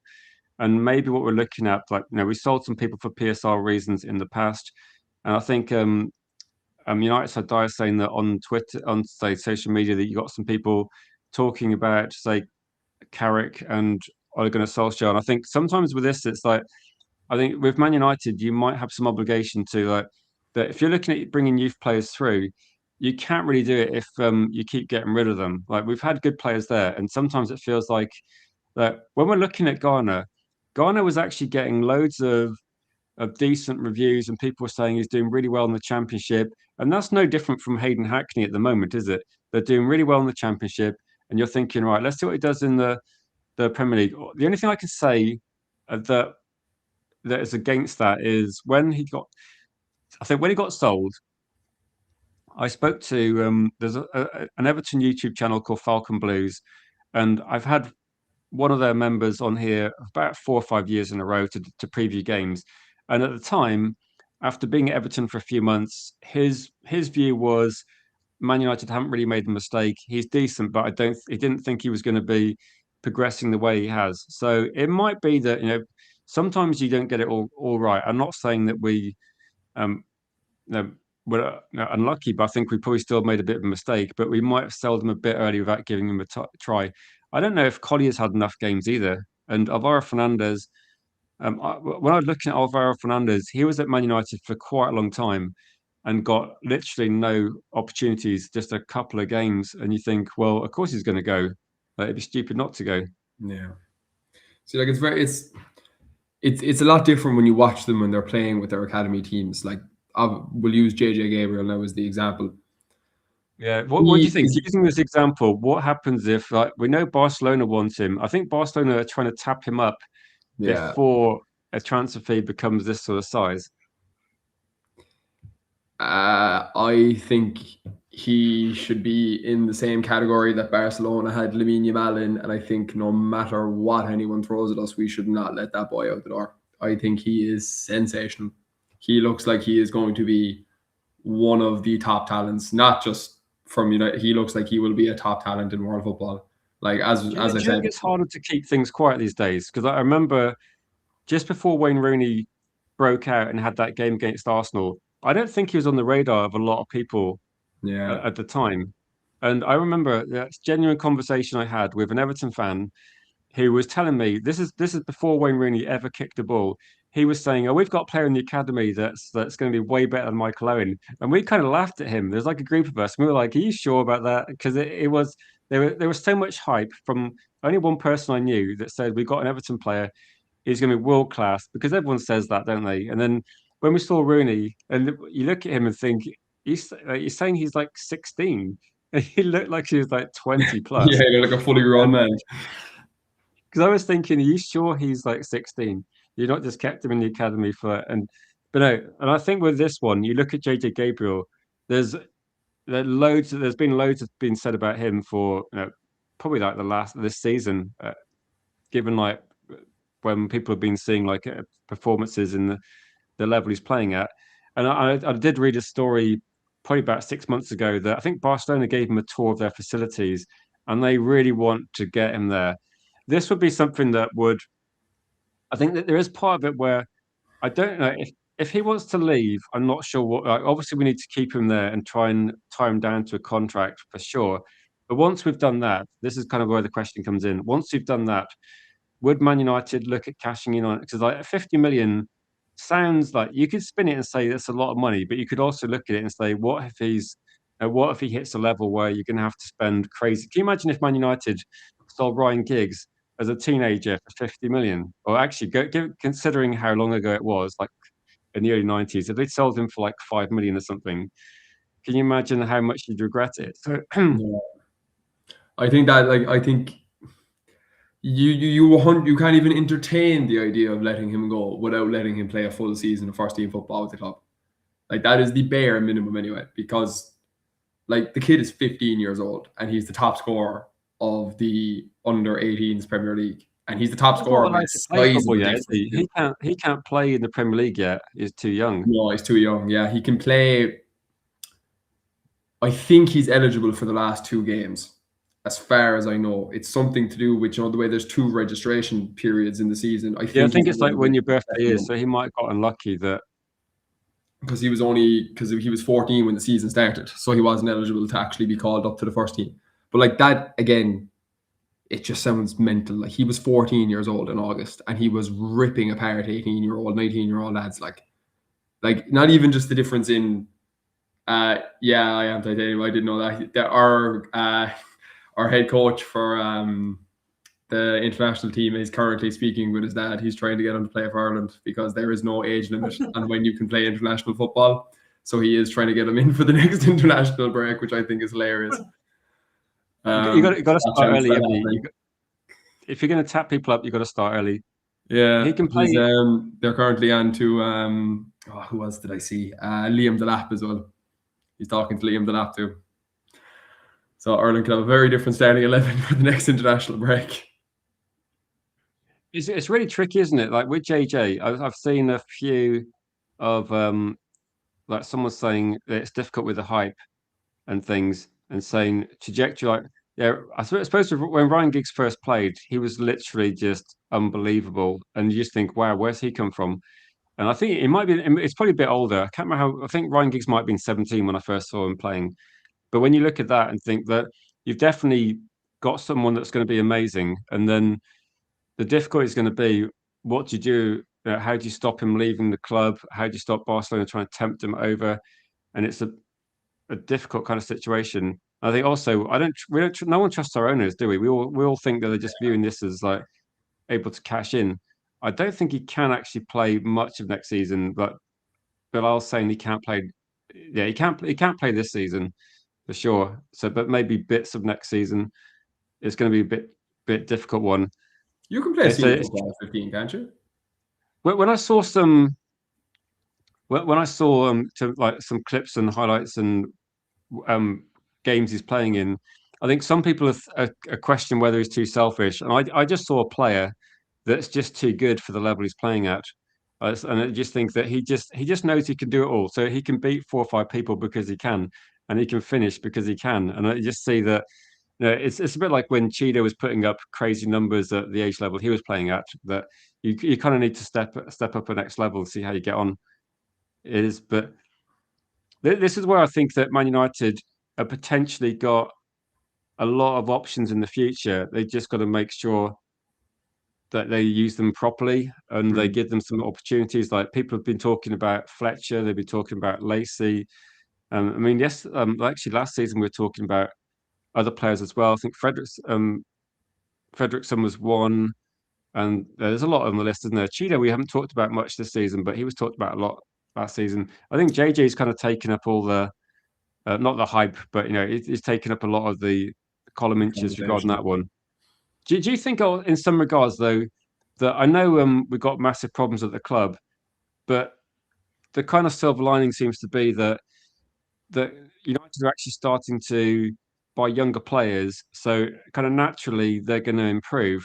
And I think that's why I'm looking at that. When we're talking about Michael Carrick, do you think United need to seriously look at the coaching at the club because that's going to be key. If you sign younger players, like you can get Cristiano Ronaldo back, and you can get say when you sign players like Mbeumo and say Cunha and Tonali, okay, they don't need to be developed and coached the same way as when you get someone like Aiden Heaven, who's quite a raw talent. then for me the coaching needs to be the best possible level, because we've had talent slip through our fingers, and I think we've had that. My example is going to be, it might be because of the player, but did Garnacho actually improve at all at Manchester United? And I don't think he did.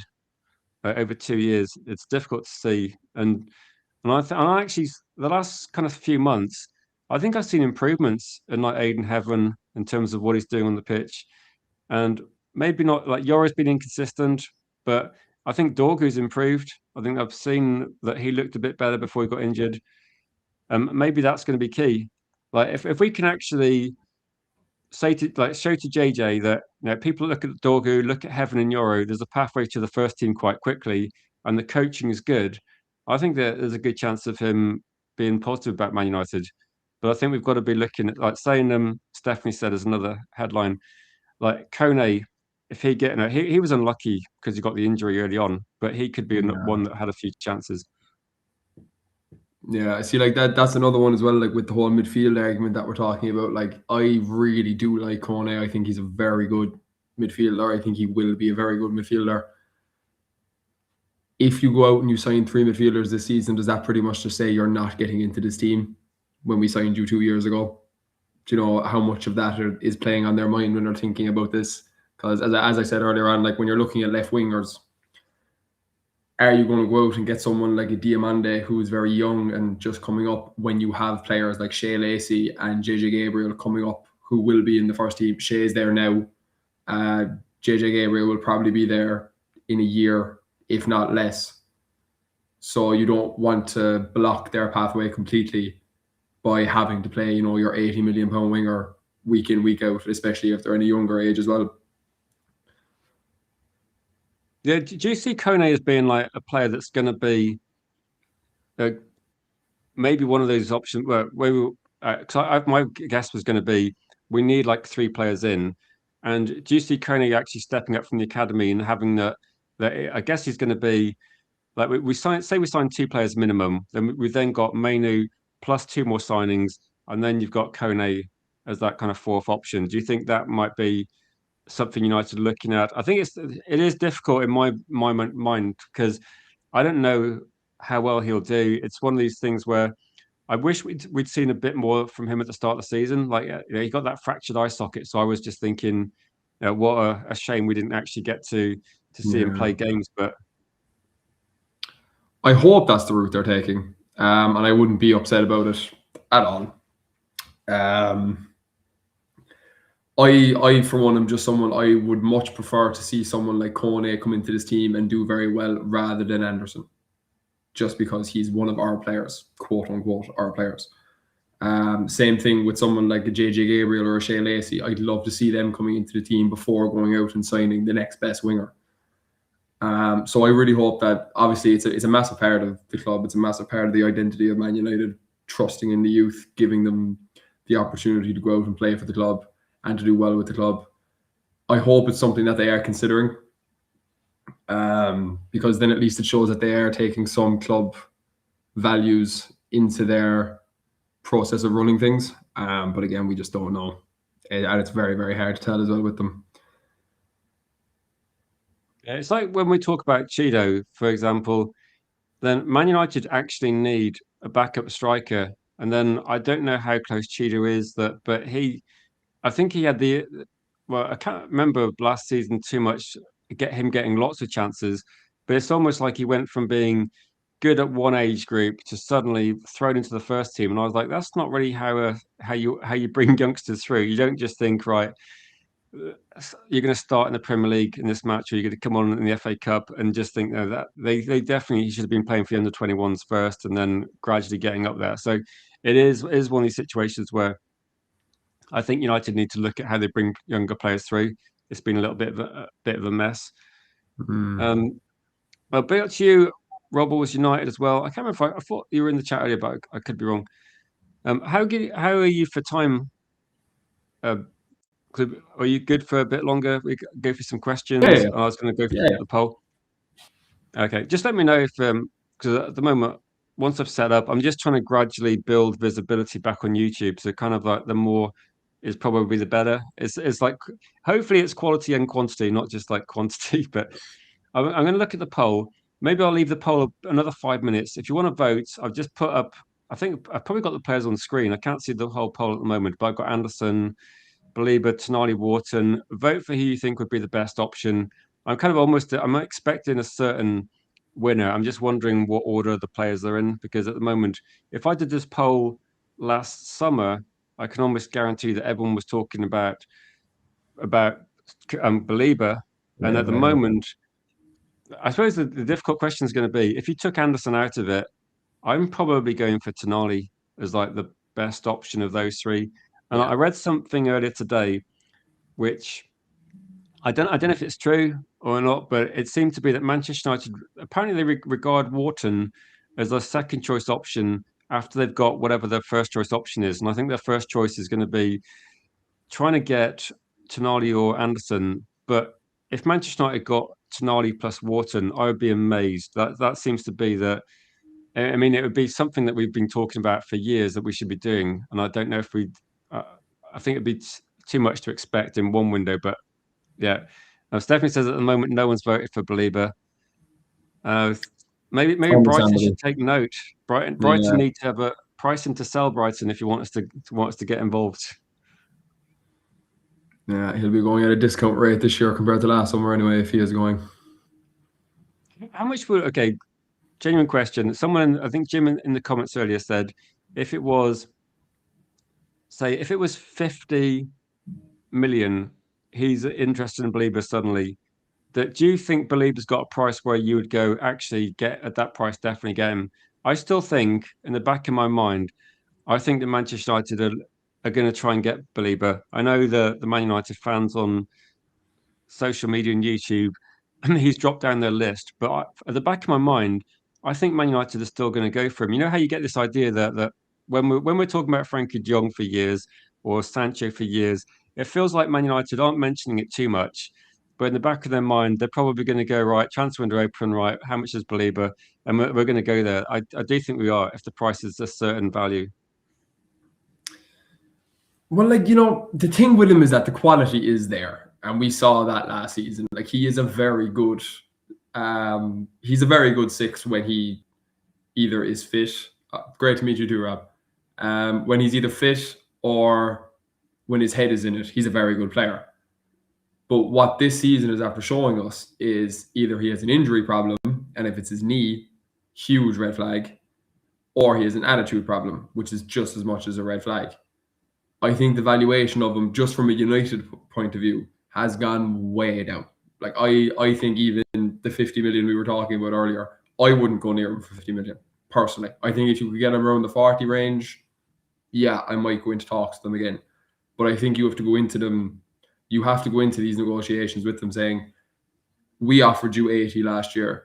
He is no longer an 80 million pound player. Give us a realistic value and we can have a chat. But if they're quoting anything, like anything near what they were looking for last year, then I wouldn't even entertain a conversation with them. Yeah. Evan This is the Ferguson. player I often talk about when I talk about valuations. And I can't remember how many games he played. I remember, did he score a hat trick in one Premier League match about 2 seasons ago? I'm trying, but he definitely, Evan Ferguson went through maybe like a 15 game run. He was in good form. And then I think I saw a price tag that was astronomical. And people were Mm, messaging me saying we should get him. And I was like, we want to break the bank for someone that's been good. He looked good at the time, and the price was crazy. And I kind of lost track of what happened to him because didn't he get loaned to West Ham last season? And yeah. it seems that was he once quoted at 100 million? Am I right in thinking it was that high? So after that run of games, it was kind of around the time when Rashford was having his spell.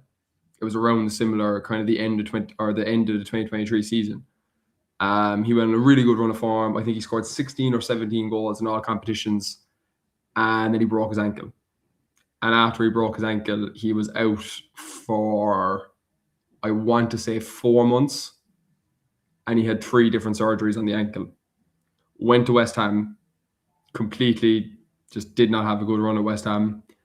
Came back to Brighton, went to Roma, where he's now. He was out of favour with them because of his injury issues. He keeps getting really small, niggling injuries around his ankle.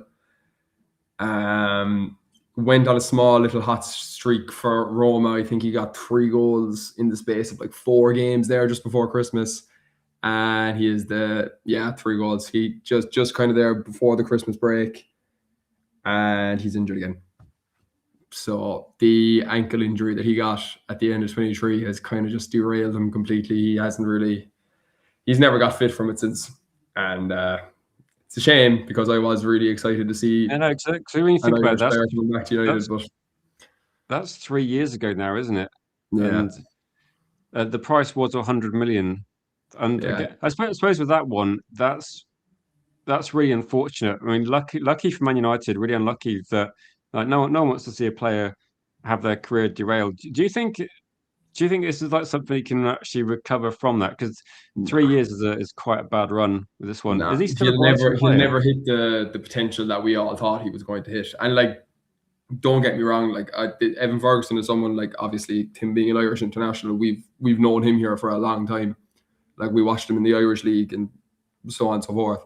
He had the potential to be a really, really good striker. Like, he could have been comfortably a 15 goal a season striker in England for 10 or 15 years, no problem. But it was the fact that he had to have so many procedures on the same injury before actually rehabbing it. I think it's just after weakening the ankle completely. He's a lot more timid now. He doesn't really get involved with, kind of the way that Hoyland would do it, like wrestling centre-backs and things like that. He doesn't get involved in that anymore. It was a big part of his game. And it's just, one of the what-ifs. Yeah, I kind of agree with this, that I think players are too expensive generally, and this is probably what we're thinking. I think this is what a lot of people have been saying over the last hour on this this stream tonight. A lot of people have been saying that they feel like it's that spending, I don't know, 110, 120 or astronomical money, it feels too risky because at the end of the day, you're only buying one football player. I know Anderson's quality, but again, he's not going to be able to play every single match. Well, maybe you could play a lot of matches, but you're still going to have some depth in the squad. And what if like he's got a knock or something? You can't then go, oh, we spent all our money on him. We then have to look at what we've got in the academy. It is pretty difficult regarding that one. So yeah, got the but yeah, I do agree with your point as well. The World Cup changes things, doesn't it? Because it means that Man United have been linked to World Cup head coaches who've then promptly renewed their contracts. Actually, so it seems that there's been a lot of countries, like England, one of them, and Brazil, were definitely making sure their head coaches stay beyond the current tournament, which is a bit unusual because usually there's a lot of sackings after a World Cup. But in this instance, I guess with like Tuchel and with Ancelotti, they definitely want to keep them with this one. Is there a limit on the amount of English teams you can have in the Champions League? Honestly, I have no idea. No, I think with this one, that you can have maybe 5 qualify, and then if somebody wins, do you remember when Everton finished 4th, but Liverpool won it, and then there was a limit then that Everton couldn't go in the Champions League because Liverpool were in to defend it. But I think they've changed that rule, so I think there could be potentially 6. Could there? Could there be 6 teams in there? I think there was a stipulation. There was a series of events that could have happened from the quarterfinal of the Champions League that there could have been 8 English teams in it next year.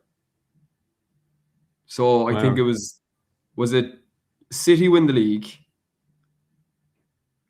Arsenal win the FA Cup, Liverpool win the Champions League, Villa win the Europa League. Yeah, actually, the Europa. I forgot about the Europa League, but you got like your domestic positions, which counts, and then so maybe it could have been 7, but you got the domestic positions. Then if somebody wins the Champions League and then somebody wins the Europa League, it could be ridiculous. And if but there was 6 this year. The FA Cup. There were 6 teams in it this year. So I guess like because Spurs won the Europa League, didn't they? Of course. So I guess if Aston Villa win the Europa League, then does that open up an extra position anyway? So literally, Man United must be as long as we don't lose any, like just get a win against Chelsea, and it's probably done deal. But no, in one way, it does mean that we're kind of in the same boat as the other top like 4 or 5 teams, aren't we, in the Premier League? That we're all going to have to play lots of games, which is the only kind of good thing. That it's not going to be that we're at a disadvantage as long as our squad kind of gets improved quite a lot. I suppose a question from like Gregory regarding like injured player, but the problem is that it's probably not the quality of opposition that's injuring your ankle, is it? It's probably just, and I would say sometimes if you drop down the leagues and went to the Championship, I don't think they're going to take it easy on you anyway. I think it's a physical thing rather than a Yeah, I quality think thing. it's more kind of. I think he'll do very well now in like Italy, Spain, no, maybe not France. You know, teams where it's a lot more ball playing than physicality. I think he'll be fine in those type of leagues. Will he put up big numbers? Probably not, I'd say. Because I just don't think he's going to be able to go through a season in his career anymore without getting injured. And obviously, when you can't kind of get the run of games, you can't build the momentum. It's very hard to kick on then after that and put up very good numbers. Yeah, I agree. I think that you're probably going to have less intensity in Italy, and if you're still picking up the injuries, it's, I don't know, unfortunate. I don't know Yeah, the body just how old can't he is take it. now. Is he like 24 or something? Is he about that I'd sort of say age? he's 23 if I had to. Oh, no, 23. he could be 24, 25 now, actually. He's one of these players that he just seems to have been around for a decent amount of time, but he was just pretty young when I first was aware of the player. 2004. Oh, I thought he was older than that. Yeah, he's 21. He'll be 22 at the end of the year. Jesus, I didn't think he was that young. Oh, really? Maybe he's one of these players that he seems to have been around for a long time. As I remember looking at some of the players that were linked to, like Buwadi, he seems to have been around for a couple of years. He's still like about 18. So it is pretty tricky. I think that's probably why 21. there was so much hype about him when he went on the goal scoring run, because he was only about 18 at the time. He's big though as well, wasn't he? He looked Yeah, he's like a he was big man. going to. Now maybe that's the situation where maybe it's what's the best way of putting it? He's got time on his side, so maybe with this one, it's pretty bad. But maybe this one that he can kind of like try and, what's the best way of putting it? Not rush back or something, or just if he does need to take some time out to try and rehabilitate it. But again, I think it's one of these things that if he keeps injuring the same thing and you have multiple operations, I mean, I don't want to talk about operations too much, but it just might be that there's only so much they can do, and Yeah, it's especially when you're playing at an elite level. Like when you're playing elite level sport, like your body has to be going at 110%. Like if you're playing at 90%, then you won't last. Like, yeah. I'm gonna look at the poll results, see what people think. I did say that probably, spoiler alert, I think Anderson will definitely win this, but by how much has he won is the question. So the result of the poll was actually surprising votes for everybody, which is some people joined in, realized that Belieber didn't have a vote, and voted for Belieber to give him something. So Anderson got 57%, Tonali got 31%. Their levels above everybody else. Belieber's 6%, Wharton 6%. So I think with this one, that for me, that tells me that people really rate Tonali as a good option, because I think most people would favour Anderson, but it might be that Anderson is going to be the most difficult one to get. yeah, I think I'll give you Tonali is this kind one. of. Yeah, go on. No, I was just going to say Tonali is just one of those players that when he's not playing against you, you really admire him. But when he plays against you, he is just the most frustrating player. It's probably the way people view Bruno when we play them, that he's just like a little rat, but he's just really not. It's just how he plays football. Do you think the squad I can thought it was compete? funny that when I start seeing more concrete links to Tonali, and then I think Aston Villa played Newcastle in the FA Cup, didn't they? And he got one deflected goal, And I was thinking, oh, they'll probably talk about that linked to Man United. Then he got one really good goal, and I was thinking, oh, fair play, that was a very good shot. But I was thinking, he is one of these players, isn't he? That I think Newcastle fans that I know and Newcastle content creators, they always talk about with Tonali. They see Tonali as a very good player, but Bruno Guimaraes is the heartbeat of their team. That if we took Bruno Fernandes, it'd be like someone taking Roy Keane out of our best team. And Yeah, they see Tonali as a quality player, but they can replace him. Whereas the driving force for the team that kind of motivates the team, gets them up for games, is Bruno Guimaraes. And I don't think he'll ever leave. Apparently that no, he's just if he did leave, this would be the sort of thing that. Do you remember? I don't know how old you are, but when um when Andy Cole left Newcastle and Newcastle fans are like pretty much under siege at St James's Park and just like kind of like taken to the streets, I think that's Bruno Guimaraes. If Bruno Guimaraes left, Newcastle fans would be like that. If Tonali and Gordon left, Newcastle fans would be okay, good money. Who are we going to get to replace them? But that's why I was thinking. I don't think we're linked to him because it'd be too expensive or too difficult to get. But Bruno Guimaraes is one that they're definitely going to keep and build around. I've got some mm. good questions. One about fitness from Rob saying, do you think the squad can increase its fitness level enough to get to Champions League football next season? And there's another question, which can we get any deal done before the World Cup kicks off? What's the date the World Cup kicks off? Because Man United are notoriously slow at the blocks Mm. usually. Is the I mean, 6th of June or 13th of June or something along there? yeah, what do you think? I mean, can we get a deal done before the World Cup kicks off? It's We can, hypothetically speaking. Do we have the ability to do it? Probably not. um, we are just notorious for doing all of our deals kind of around August time. Like even like you get, I suppose Cunha is probably the outlier there, just because we got it done so quick. Like Impwemu took 5 weeks, Sesko took 3 weeks, Layman's took a month. I just I suppose it does depend on the player. Like if you're looking at like, I think if you're going for an Elliot Anderson, I think your best bet is getting him before the World Cup. I think with Tonali, I think you could definitely get him before the World Cup. I mean, Tonali doesn't go to the World Cup either, so that's one bonus, I guess. That's not Yeah, good like for you don't have to Italian worry fans. about his price inflating mad after a good World Cup campaign or anything. But it's like that is the issue when there's international competitions in the summer. Like if players play well in these competitions, it just balloons their value. Even though it's the definition really of a purple patch. Like it is 8 games, it's 6 games, however many games they end up playing.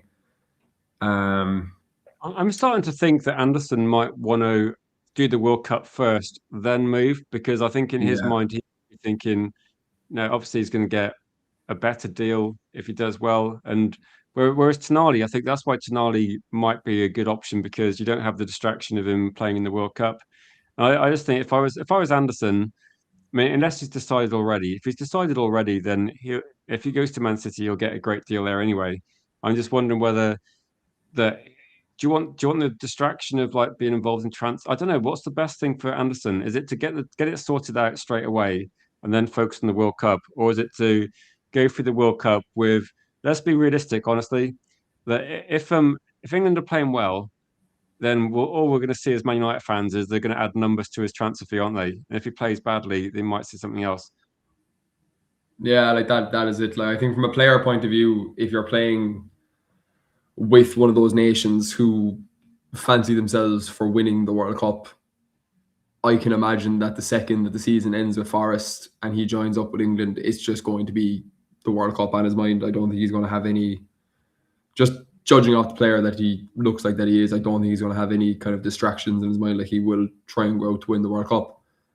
But again, I think that's nation depending. Like, you know, if you, I'm not 100%, is Baleba going? No, he wouldn't be because Cameroon didn't qualify. You know, if you're looking at a team from a lesser nation, I suppose, Stiller, I suppose, probably be a good example. You could probably chance a little bit of negotiating with his agent through the thing because they're kind of just more in the most respectful way possible. They're kind of just participating more than kind of going out to win it. We've seen crazy things happen, but just speaking broadly, it just depends. I think it is all player dependent. It's nation dependent. Like, I think when it comes to Anderson, then though, definitely he'll have unless, as you said, he has his mindset already. Then I think that the second that he joins the England camp, then there's no talking to him until the World Cup is finished or England are knocked out.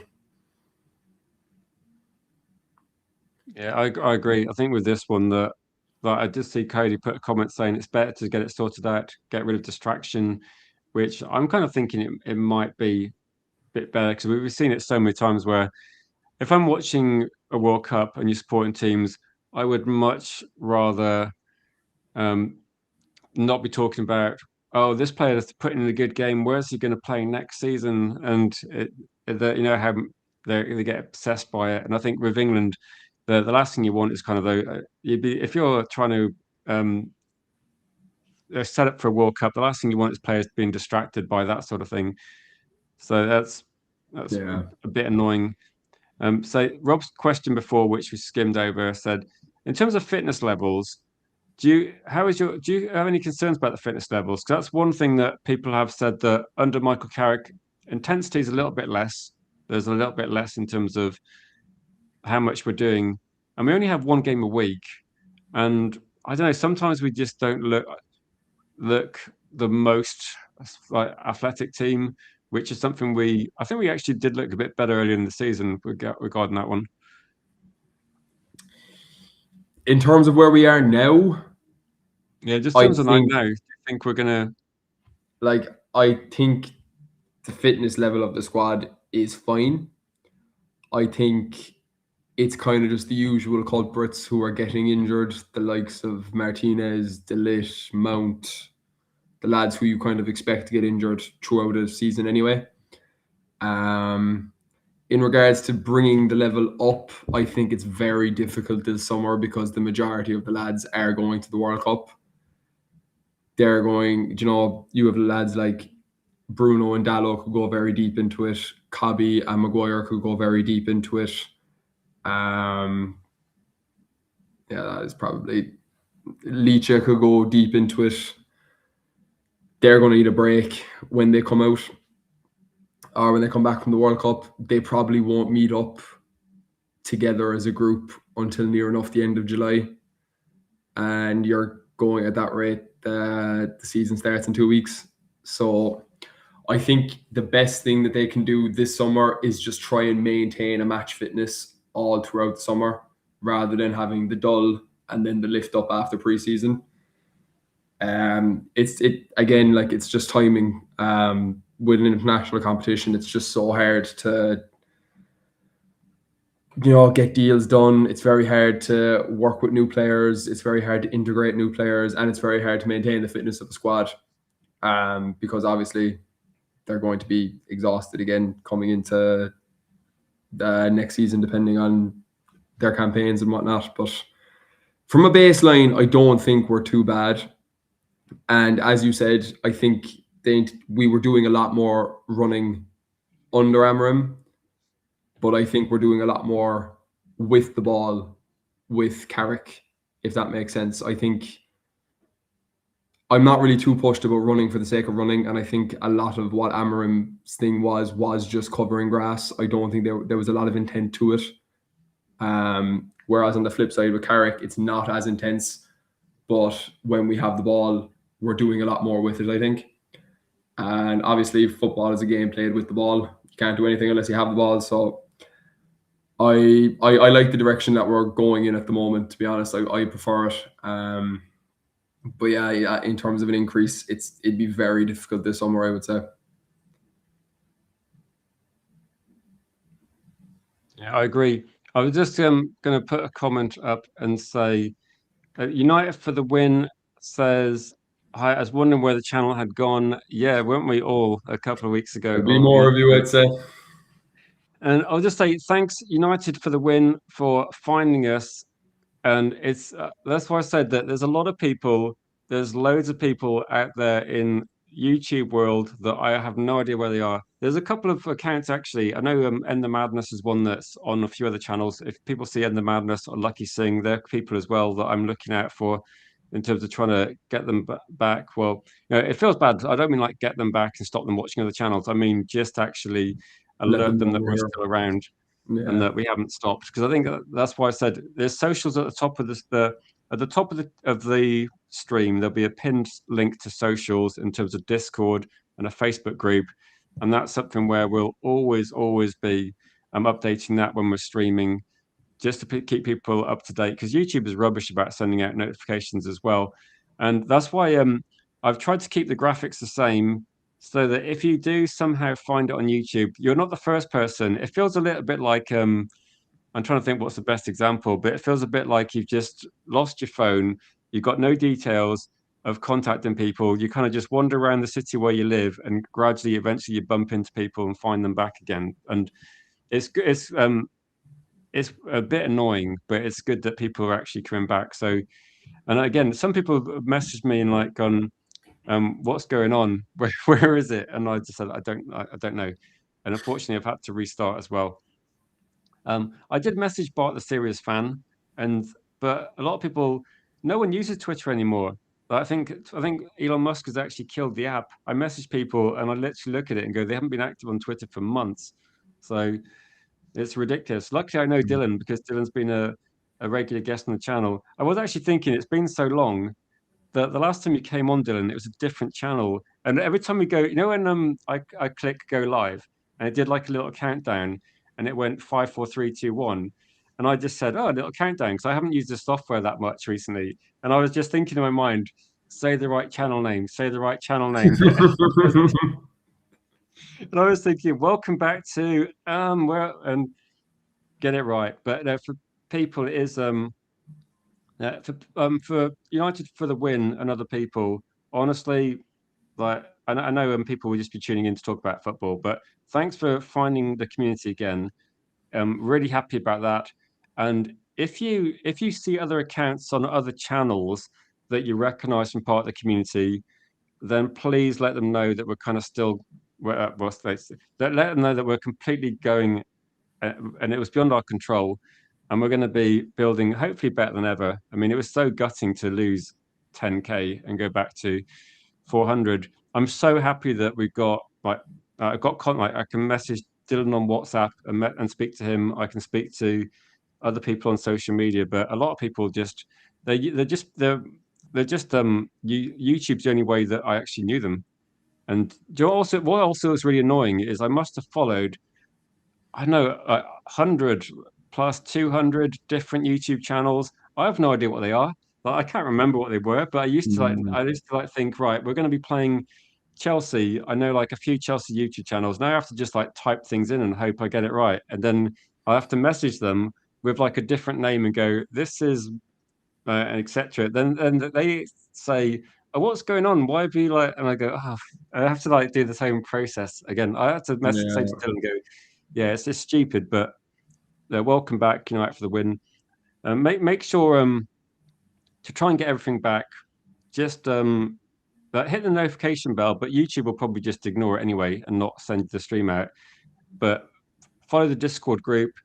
But I'm going to try and relentlessly stream at certain times of the day that are probably going to be in the evening at some point. From maybe seven's actually quite organized for me, and I was kind of like thinking what I was going to talk about. Shall I just tell you quickly, Dylan, what the backup stories were that I was going to use? Because I was thinking what was in news. Have you seen the story that Barcelona might not want Rashford? Mm-hmm. And I was thinking, if I do that, people are just going to get angry. And I was like, I'm angry with the situation as well. Do you get? And I was thinking, I could talk about Rashford potentially coming back, and I was thinking, I know Ryan too well; it'll just make him angry, and I don't want to. I don't want to. I don't want to Not stop a good way to making. start off the new channel. Just pissing off And half, I was thinking, half the people I yeah, watch. exactly. And then I saw a story about Nico Williams, and then I think I saw Yeah. this story that I put on screen where they had a price for Anderson, and they had all these players linked. And I said, actually, since I restarted on United TV, I don't think I've actually had and I said to people last night, I was actually saying, talking you up, Dylan. I was saying, join tomorrow. I got someone from like Roy Keane area and Ireland who was like on the ball. Do you remember a year ago, like almost like a year ago, we had a conversation where you said, "Don't get Agate, get the player that Paris Saint-Germain are going to buy." And we had this big conversation. I was agreeing with you, and we were saying, "Why are we buying Agate? They're just going to buy someone better." And I was saying, like Dylan's got some good opinions. Come and get involved. And people are saying, like, you are from where Roy Keane's from, aren't you? Very close, yeah. Same county. How is Roy Keane perceived now? Because he seems to not be. He's not a big fan of Man United, is he? He's loved over here because, in Cork, it's a very 50-50 split between Man United and Liverpool. The number of fans around here are fairly head-to-head. So the United lads just kind of disregard everything he says about United and just focus on that he's from Cork. And the Liverpool lads love him even more now because he does nothing but chat shite about United. So it's a win-win for him no matter where he is. Yeah, that's true. That's true. Yeah, Twitter is like almost a bit unusable. But if you're on Discord, then it's yeah. If you're on Discord, YouTube doesn't really promote too many smaller channels. But if you're on Discord, we will be obviously posting things. We're about to wrap up. Have you got any final questions you want to ask Dylan? I did say before though, really good to get you on and hopefully get you on more. And again, the streams won't all be this sort of length, but I'm just trying to if we'd have done like a a shorter stream, then United for the win wouldn't have found us. So it was good to do it tonight. No, not really. It's just the Irish national team doesn't even have an Irish manager. United tonight, there's not many good ones out there, believe you me. Yeah, no, it's just this time of the season now. It gets a little bit quiet in terms of news and links and stuff. It's just kind of the same thing kind of circulate, especially when we don't play for 24 days and then come and lose the first game that we play. But yeah, look, hopefully we can push on the last 6 games, nail down Champions League, and hopefully we'll be talking about spending a very big budget the next time we have a conversation about transfers and we end up getting all 4 of the lads that are on our screen. No, I think with tonight, because the source was coming from Ornstein, it was quite nice to get a source that was at least like, because I think I saw there was a couple other people saying loads of things. I won't mention them by name, but loads of things that was just kind of rehashing the same sort of thing. If people watching, if you're able to leave a comment after the stream on videos as well, that really helps because at the moment, when I go to like the analytics on YouTube and say it, and there used to be this thing that used to say, what channels do people that watch your channel watch? And it used to be all the big Man United ones. And when I check now, it just says, there's not enough data. So YouTube's like literally has no idea about what's going on at the moment. So it's so annoying. Whereas before, it used to kind of probably send people here that maybe watched, I guess, any big Man United channel where it's like United Stand, United View, Stretford Paddock. And when those come up as being like channels that people that watch your channel also watch, at least YouTube knows what you're doing and can categorize it. But no, it's great to get you back on, Dylan. My voice going a little bit. Great to get you back on, and hopefully quite soon as well. And we'll probably get some decent news as well. Mr. B coming in Fergie time to say, big up everybody. British clubs winning in Europe at the moment. It makes it easier for us, doesn't it? Definitely. And yeah, we're going to call it a night now. I think 2 hours is a good run at moaning about Manchester United and algorithm. and yeah, so please leave a comment in the non-live. Really helps the Ruben algorithm. People are bantering YouTube a bit tonight, I think.